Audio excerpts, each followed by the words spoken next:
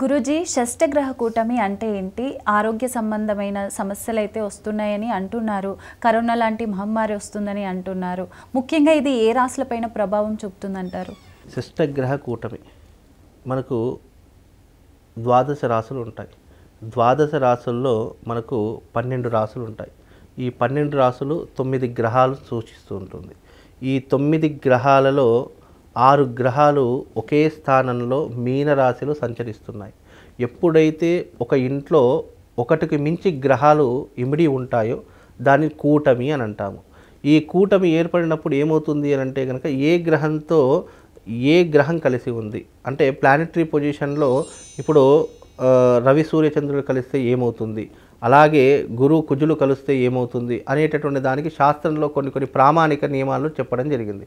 అయితే షష్టగ్రహ కూటమిలో 6 గ్రహాలు ఏవి కలుస్తున్నాయి మీనరాశిలో అంటే గనక చంద్రుడు, బుధుడు, శని, అలాగే రాహు, అలాగే సూర్యుడు. ఈ రకమైనటువంటి 6 గ్రహాలు కూడా ఒకే రాశిలో ఒకే కక్షలో వస్తూ ఉన్నాయి. అలా వచ్చినప్పుడు ఏమవుతుంది అంటే కనుక యుద్ధ వాతావరణం నెలకొంటుంది. అంటే యుద్ధ వాతావరణం అంటే పూర్వకాలం రాజులు చేసినట్టుగా యుద్ధాలు కాదు, అంటే భూమిలో జరిగేటటువంటి పరిణామాలు.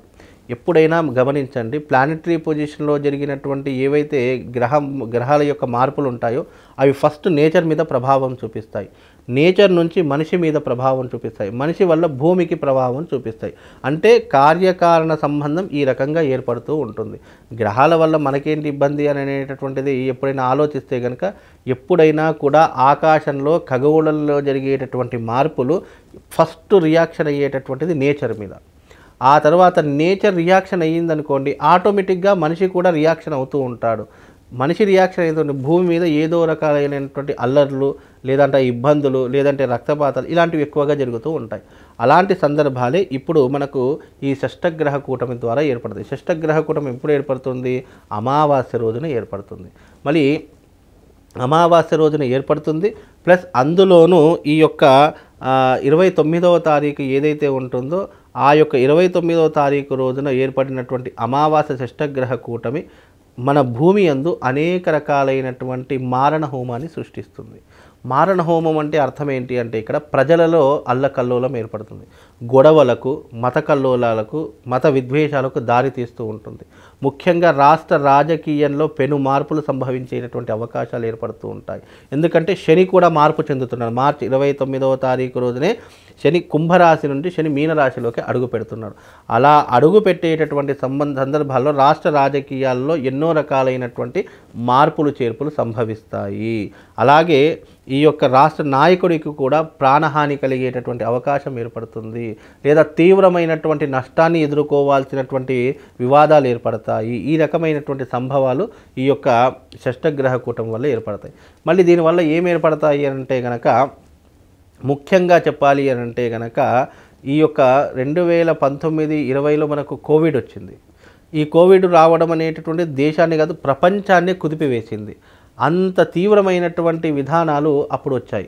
అలాంటి వైరసే మళ్ళీ ఇప్పుడు ఈ యొక్క 2025వ సంవత్సరంలో మార్చి నుండి ప్రారంభమయ్యేటటువంటి సూచనలు దీని ద్వారా కనిపిస్తాయి. అంటే కరోనా మహమ్మారి అనేటటువంటి చాలా విజృంభించింది, కానీ అంత పరిణామంలో కాకుండా ఇది కొంతవరకు మానవుడి మీద ఏదో రకమైనటువంటి వైరస్లు సోకేటటువంటి అవకాశము, తీవ్రమైనటువంటి అనారోగ్య సమస్యలు ఏర్పడేటటువంటి అవకాశము ఈ యొక్క షష్టగ్రహ కూటమి ద్వారా ఏర్పడతాయి.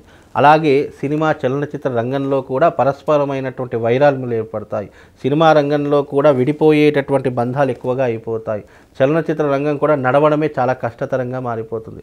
రానున్న కాలంలో సోషల్ మీడియా మాధ్యమాలు ఎక్కువగా రన్ అవుతాయి.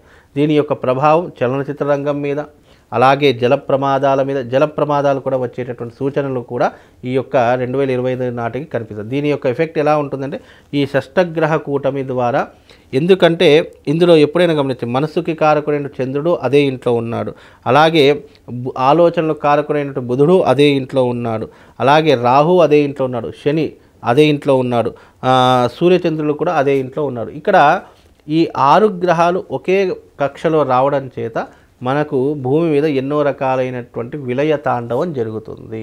అలాగే దీని ద్వారా ఏమవుతుంది షష్టగ్రహ కూటమి ద్వారా అని ఆలోచిస్తే గనక మనకు ఆల్రెడీ చైనాలో ఒక వైరస్ వచ్చింది, హెచ్ఎంపిఎస్ వైరస్ అని చెప్పేసి. అలాంటి వైరస్సే మళ్ళీ మన దేశంలో కుదిపివేసేటటువంటి అవకాశాలు చాలా మట్టుకు కనిపిస్తున్నాయి.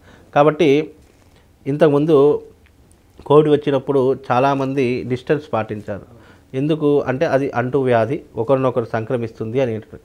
అలాగే ఈ యొక్క 2025 నాటికి కూడా ఏదో ఒక వైరస్, అంటే హెచ్ఎంపిఎస్ వైరస్ అని కాకుండా ఇక్కడ ఏమవుతుంది అంటే మనిషికి ఏదో రకమైనటువంటి జబ్బులు రావడము, అనారోగ్య పరిస్థితులు రావడము, అంతు చిక్కనటువంటి వ్యాధులు తలెత్తడము, ఇలాంటివి ఎక్కువగా జరిగేటటువంటి అవకాశము ఇప్పుడు మనకు ఈ షష్టగ్రహ కూటమి ద్వారా ఏర్పడుతుంది. కనుక ప్రజలందరూ అప్రమత్తంగా ఉండాలి.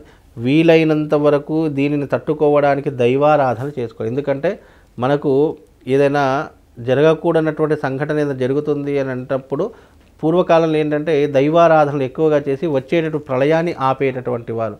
ఇప్పుడు కూడా అదే రకమైనటువంటి విధానం, ఎప్పుడూ కూడా దైవారాధన మానుకోకుండా ఎన్ని కష్టాలు వచ్చినా ఎన్ని ఇబ్బందులు వచ్చినా దైవారాధన ఎవరైతే ఆచరిస్తారో, దైవారాధన ఎవరైతే చేస్తారో వాళ్ళకు ఎలాంటి ఇబ్బందులు కూడా రాకుండా భగవంతుడు వాళ్ళని కరుణించి కటాక్షిస్తూ ఉంటాడు.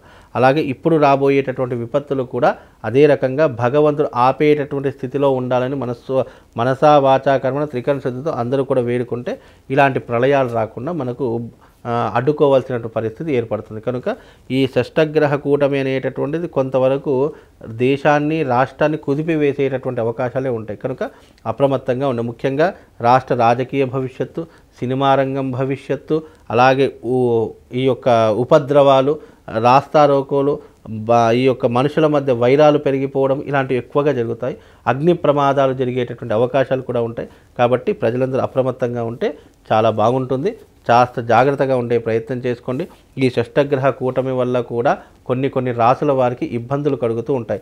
ముఖ్యంగా ఏ గ్రహాలకు ఇబ్బందులు కలుగుతాయి అనేటటువంటి చూసుకుంటే కనుక కర్కాటక రాశి వారికి, సింహరాశి వారికి, అలాగే ఈ యొక్క మేషరాశి వారికి, అలాగే వృశ్చిక రాశి వారికి, అలాగే మకర కుంభరాశుల వారికి తీవ్రమైనటువంటి ఇబ్బందులు కలుగుతాయి. ఈ రాశుల వారు ఎవరైతే ఉన్నారో వాళ్ళు కొద్దిగా జాగ్రత్తగా ఉండే ప్రయత్నం చేసుకోవాలి. వీలైతే దాన ధర్మాలు చేసుకోండి, అలాగే దైవారాధన చేసుకోండి. వీలైతే కనుక శివశక్తి స్ఫటికలింగం అని ఒకటి దొరుకుతుంది. ఆ శివశక్తి స్ఫటికలింగాన్ని మీ ఇంట్లో తెచ్చుకొని ప్రతినిత్యం దాన్ని పూజించే ప్రయత్నం చేసుకోండి. కొన్ని ఉపద్రవాలు తొలగే అవకాశం వాళ్ళకి ఏర్పడుతుందండి.